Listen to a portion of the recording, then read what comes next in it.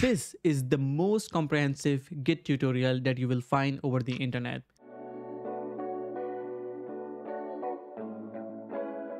In this video, we are going to talk about how to work with GitHub, how to fork a repository for open source contribution, how to clone that repository in your machine so you can make changes to it, and then how do you stage those changes, commit those changes, and push those changes to your fork, how to create a pull request so you can merge your cool stuff into the original repository and contribute to that, and how do you get changes from the upstream or from the original repository back to your own copy of it. All of that is going to be with a real world example and you're going to enjoy it through the end. So make sure that you're ready with your laptop and let's get into it. So let's start with a simple example. So I'm going to create a repository now. You don't have to do it so far. So I'm going to go ahead and rather go into code with SN. So here it is, code with SN, Hacktoberfest, and we can say something like, example, and we can say this is not supposed to be used for Hacktoberfest PRs, but just as an example. All right. So I'm going to make this public and I'm going to go ahead and not do anything else. Or actually I could go ahead and do maybe a README file and that's pretty much it. Git ignore, no license. Maybe we could do something like MIT for now. And I'm gonna just create this. Now, what I want you to do is I want you to go ahead and fork this. So you're gonna go to this link. I'm gonna share this in the chat right now. You should all get this link.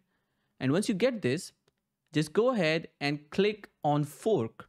Just quickly fork this into your account and then type yes in the chat. So this is essentially my repository. So let's say this is the original repository, right? And what happens is when you fork this, it becomes your own copy of the repository. This is forked repository, and this is essentially your copy of the repo in your account. I can put it right here. So this is your copy of the repository. So how do we really contribute to this repository, this original repository? And the reason is that since you are not a collaborator in my repository, you don't have the rights to push code directly into it. So you cannot push code directly into this because I have not given you the right. Now, for me or for any collaborator, they will clone the repository. So they will basically download the same repository. But for you, when you go ahead and click this code button, you're going to see a different URL. You're going to see github.com/your own username / the same name repository. So what we have done is when we do this fork, we essentially create a copy of this repository into your own account. So now you have all the access rights. So you can push the code there. You can essentially delete code from there. You can modify it and you have the entire rights because this is your own copy of this repository. What software is this? Is this Figma? No, it's called Excalidraw. Now that you understand this, how do we really make changes to this? So there are two new use cases now. One, how do we push or how do we basically submit a change and say, hey, we have done this really cool thing. Can you please accept this into your original repository? The way to do that would be to create something called a pull request. So here you create a pull request that basically allows you to go or allows you to create it. And this goes towards GitHub. This is essentially what happens. So you create a pull request.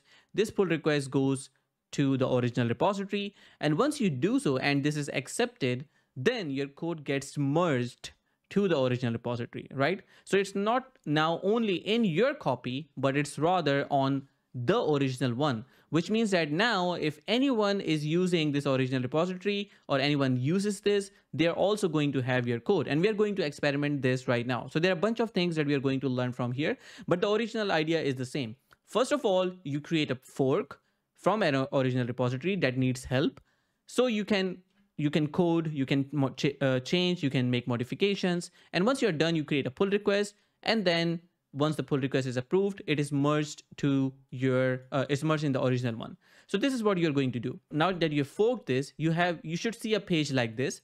You need to click code and then you need to copy this HTTPS. So once you do so, you're going to copy this and then you're going to open your terminal.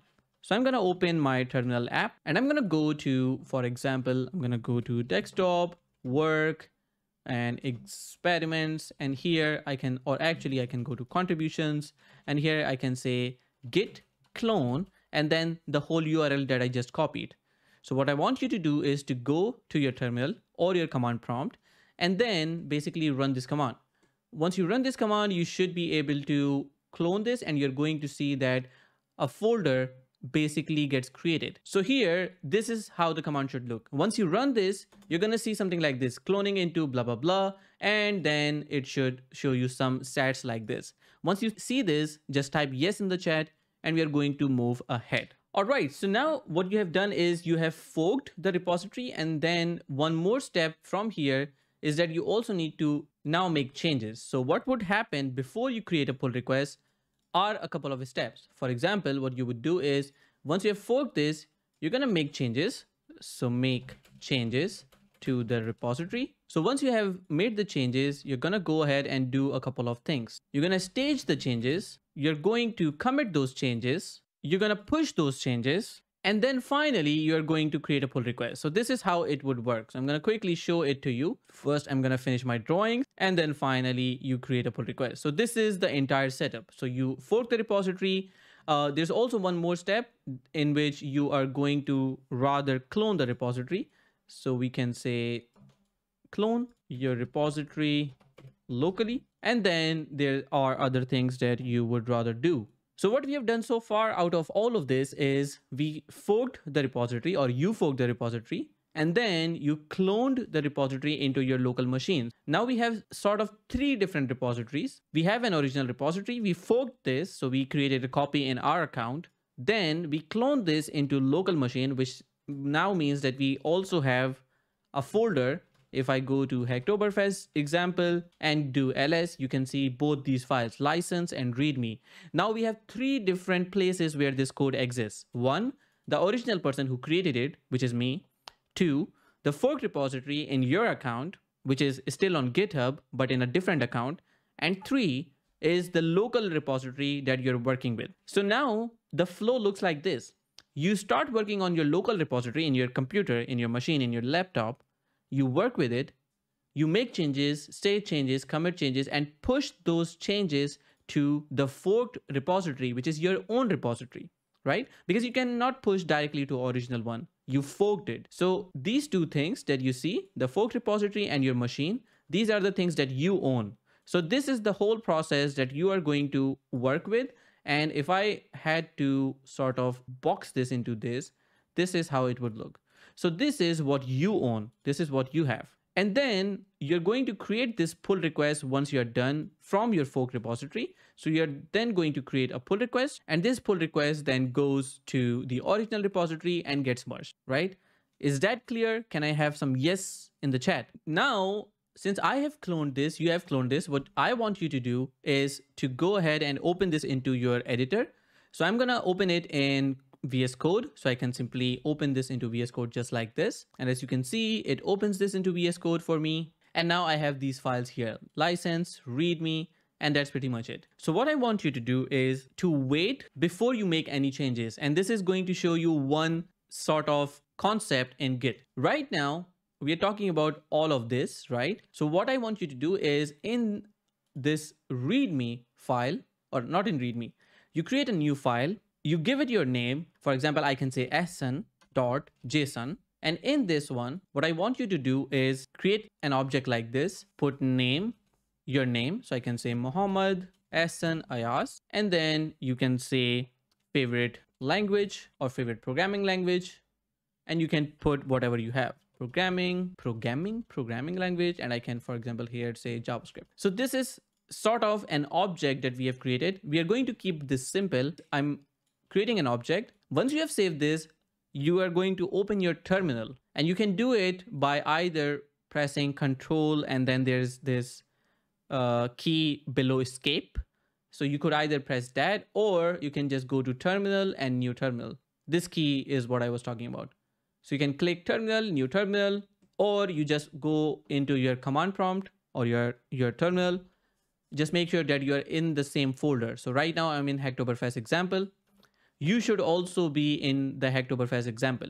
If you're using VS Code, you should already be in your folder. And if you just open terminal, you're going to see that you are still in the folder, Hacktoberfest example, as you can see here. So once you have opened your terminal, let me know by typing yes in the chat, and we are going to move forward. And whoever is watching this video, make sure to leave a reaction, make sure to like the video. That really helps the channel grow and also supports the vision that we are taking for enhancing developer lives all over the world. We are going to follow the steps that we talked about. In our Excel draw, what we discussed was these steps. We cloned, we make changes to the repository, we first stage the changes, then commit, then push. So let's talk about staging the changes. To stage the changes, that really means that we are setting up, or essentially we are saying that, hey, these are the changes that I want to push to my repositories. Because you could have changed some files that you're ready to push and some files that you're still working on. So if you just want to say, hey, these files are the ones that I want to push, that's called the staging phase, okay? How do we do the staging phase? You can do it two ways. One in VS Code and one via terminal. And I'm going to show you both of them. Repo को fork करके clone करना है, direct clone कर सकते हैं. Fork करना है, Tayyab Faisal. You cannot directly push to my repository. You don't have the access to it. So in order to push to my repository, you would need access rights. So it's better that you fork, because then you are going to be able to push to your fork. So I was talking about two ways that you could stage your code. And as you can see in VS Code here, this is now turned to green, which means that this is a file that has been updated or created. So if I go to this third option, which is source control, I can actually see the changes that I've done to this file.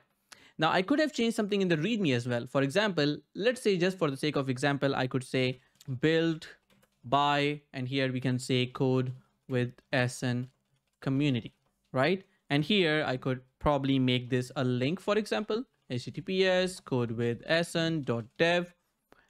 And if I do this, now I'm going to see two changes, as you can see.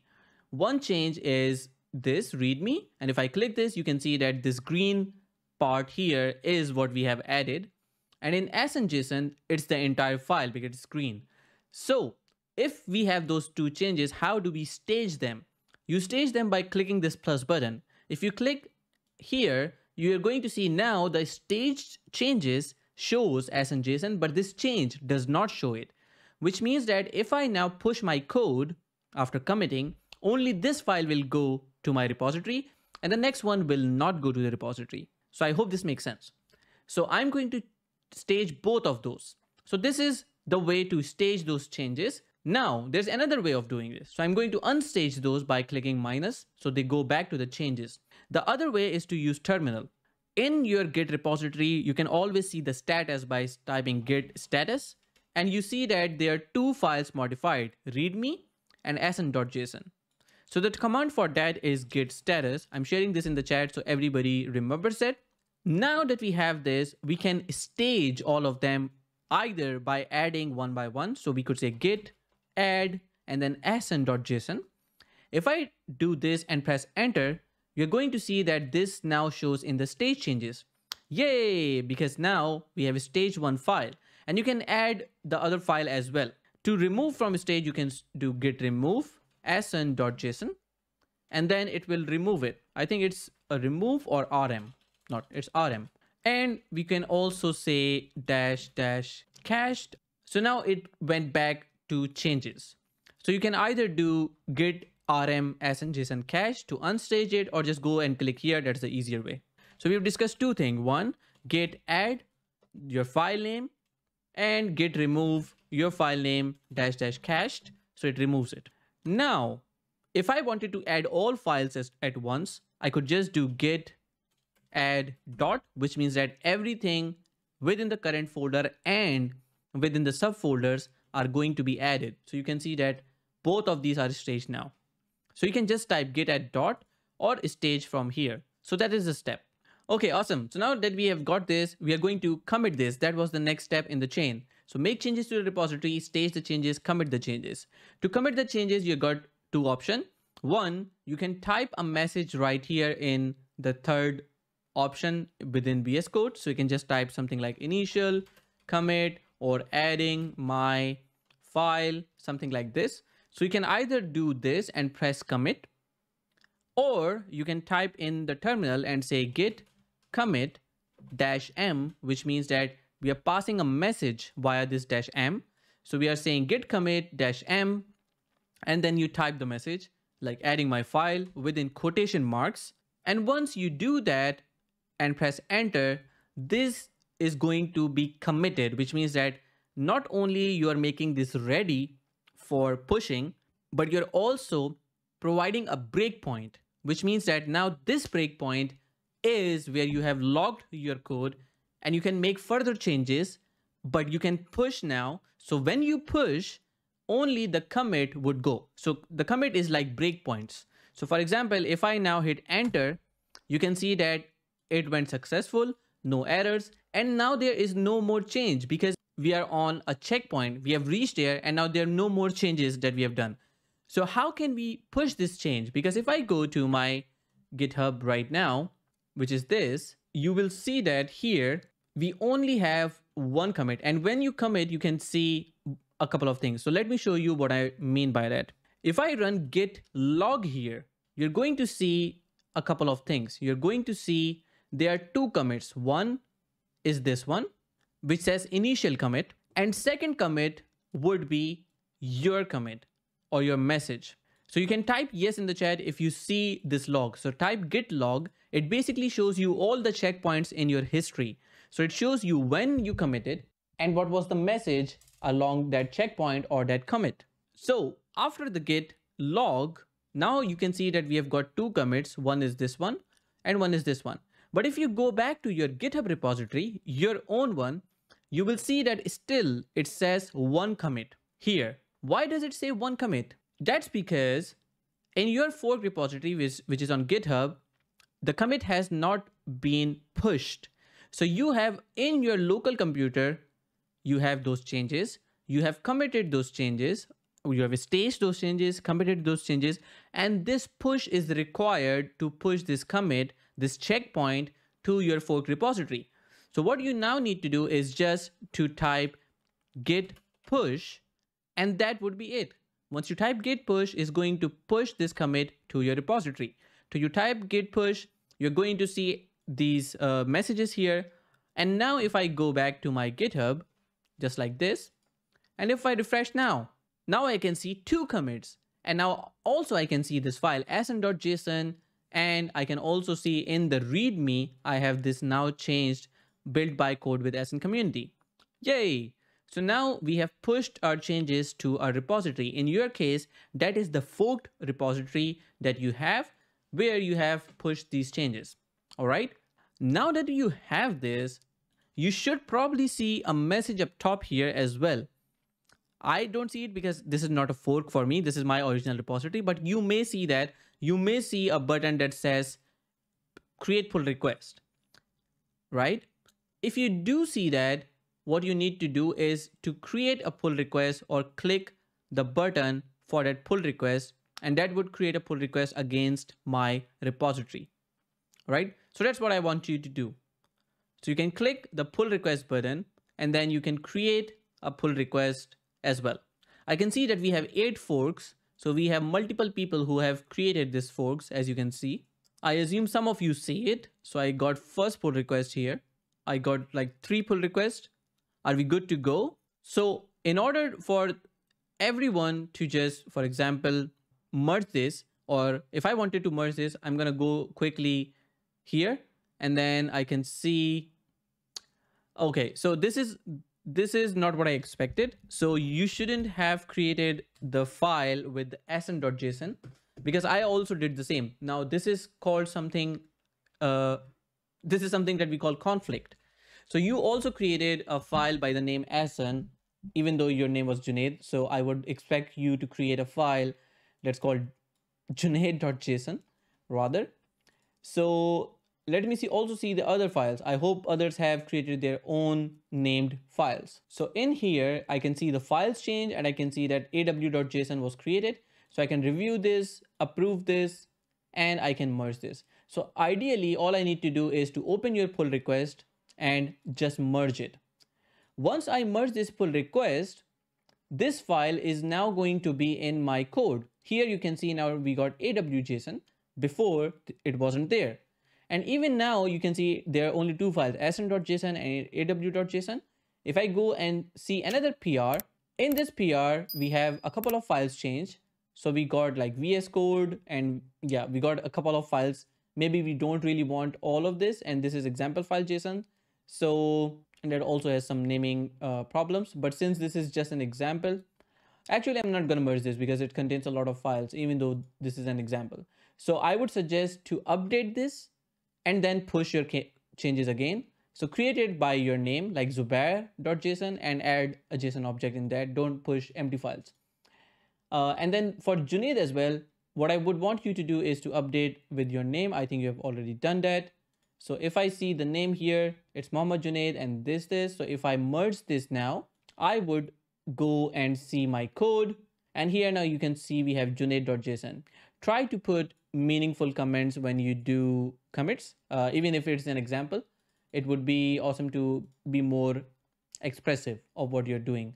This is how we work in the actual software houses. We also got Walid Rahman, so we can merge their file as well. Yep, looks good to me. So I'm gonna merge this as well.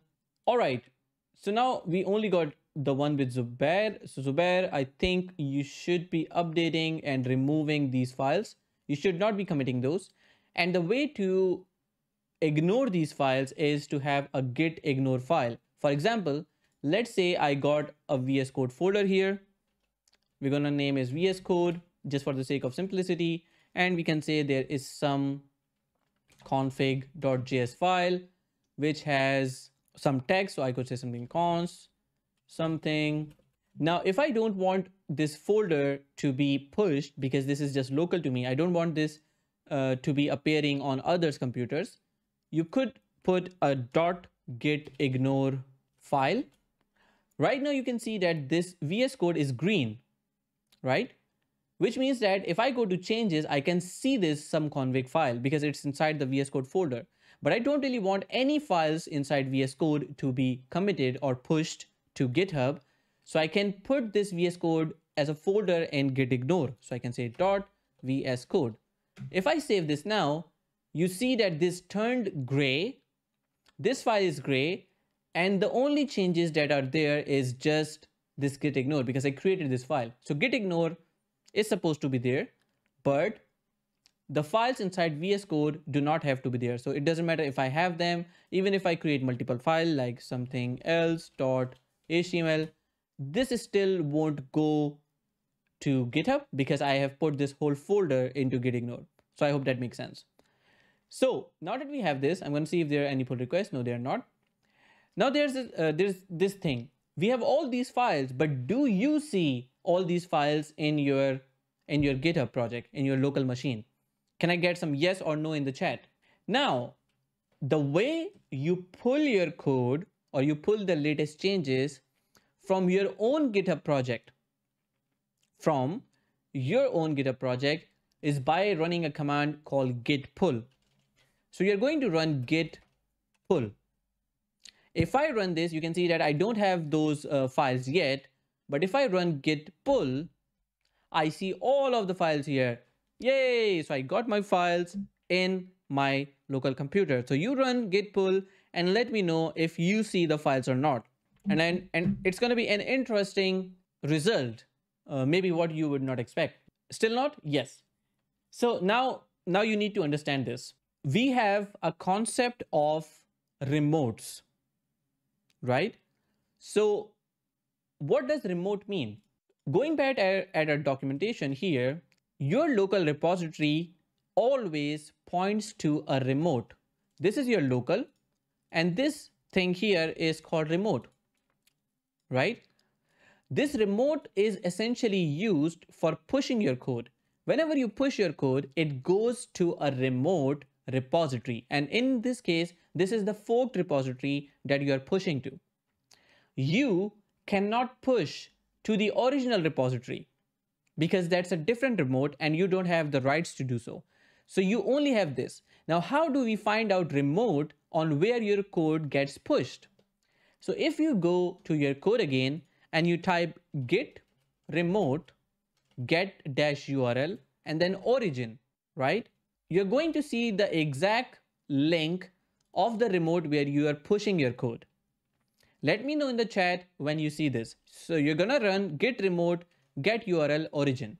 And do you see it with your username like github.com/my username/hacktoberfest example? Now I'm gonna rephrase what we have done so far. We forked a repository, downloaded it into our machine that we call a local repository, made changes, state changes, commit changes, and we pushed the changes to our own forked repository. That's what we did. Then we created a pull request against the original one, and when that got merged, our code is now finished, or our code has been pushed to original repository. But now the changes inside here are not in our local machine anymore. What we want now is to be able to download the changes from here to our local machine somehow, right? When we talk about remote, by default, what GitHub does is that GitHub creates a one remote or a remote where you have to push your changes, and it names is origin. By default, this is what GitHub does. If you go to your terminal and you just type git remote, you're going to see only one result, which is origin. This is the repository where you push your code, and also when you pull your code, you pull it from your repository, from your forked repository. So when you run git push, it pushes to your fork. When you run git pull, it tries to pull the code from your fork. But we want to pull changes not from our fork, because this change is not on our fork. This is on the original repository. How do we on earth pull code from someone else's repository into our local machine? That's the question. To do that, we need to register another remote for our local machine, for this machine. Right now, it only knows origin, but we also would have to name this one somehow. So when we push the code to the original one, which is not allowed, we could still do that, but it wouldn't work. But when we want to pull the code, it would work because we have read access from the original repository. So now we are going to add another origin or another remote. You can call it anything. You can call it CWA, you can call it code with SN, you can call it original, but that would then mix with origin. The usual name for registering another remote is upstream. When we say upstream, we basically mean that this is the original repository. Now, there could be multiple situations where you have a repository and you have pushed this into different places, one on GitHub, one on Bitbucket, one on GitLab. You can register multiple reports and name them GitLab, Bitbucket. I used to do it. But for the sake of this example, I would name this remote as CWA. Okay, so what you now need to do is to register the original URL or the original GitHub repository as a new remote. So to register the new remote, what you need to do is to go to the original repository, which is this one. You go to my repository, which is code with SN. All right.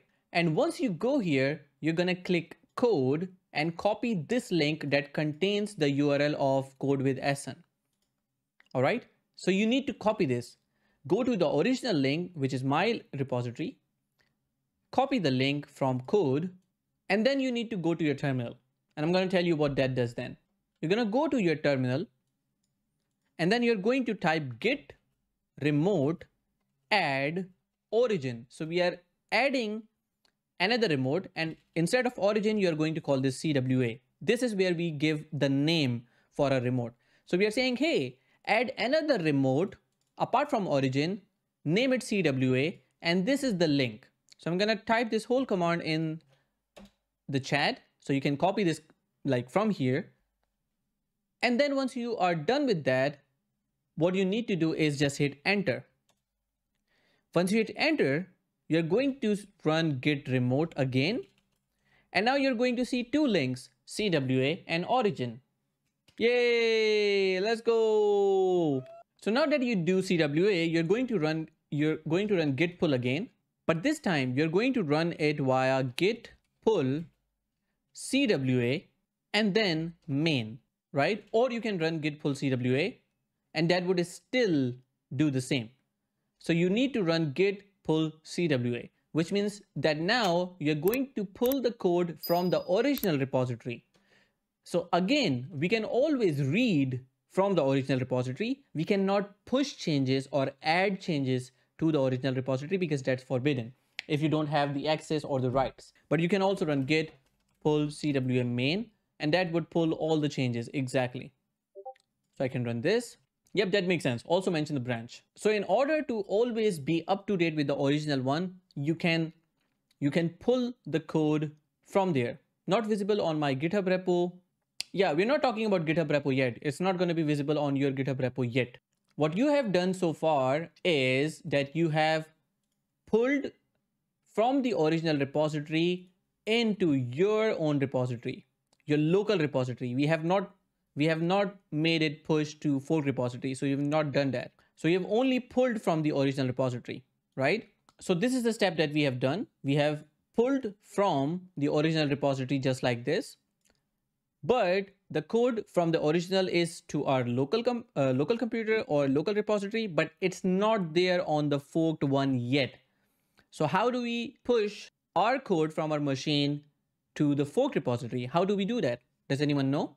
Clevertech says commit and push again to origin. Almost correct, but not exactly. The reason for that is what we have done so far is that we have only pulled from the original repository, which means that these changes were not created by us. And when we don't create changes, we don't need to do all of this. We don't need to stage or commit because we have not made any changes. All we have done is that we have fetched from the original repository to our repository. And now all we need to do is just to push these changes to fork repository. So only all what you need to do is just to run the command git push. And that should be it. When you run git push, it's going to go ahead and push it to your repository and you should be able to see all the files. So the steps for getting updates from the original repository or the upstream to your fork is you first clone or you first pull the changes from original repository just like this, and then you push these changes to your fork repository. So just two things to do. No commit, no staging. You just need to pull from original to your computer and then you need to push it to your GitHub. The reason why we need to do this is you're going via your local machine, but you could also do this via GitHub. There's an option of sync in here that you can sync from your original or upstream repository without having to do this round process. What I usually do is I try to first pull into my machine. I test if everything looks okay. And when it looks okay, then only I push it to the repository, the fork repository. Otherwise, I don't. And then it also depends on different use cases. So with that said, if I go to my GitHub and if I go to the contributors list, you're going to see your name in here. So we got Walid Rahman here, we got AW, and that's pretty much it. We got all the pull requests that we wanted, and we can see our names here. And now you can see, you can always go to commits and see who committed. For example, this was init, this commit was add my name was from Walid. So this is how you would go with GitHub. Alright, so I hope that you liked the video. If you did, press the thumbs up button, subscribe to the channel if you have not already, and let me know in the comments which videos I should be working on next, or is there something about Git that you really want me to talk about? If yes, type in the comment and I'll look into it. As always, happy coding, and I'm going to see you in the next video.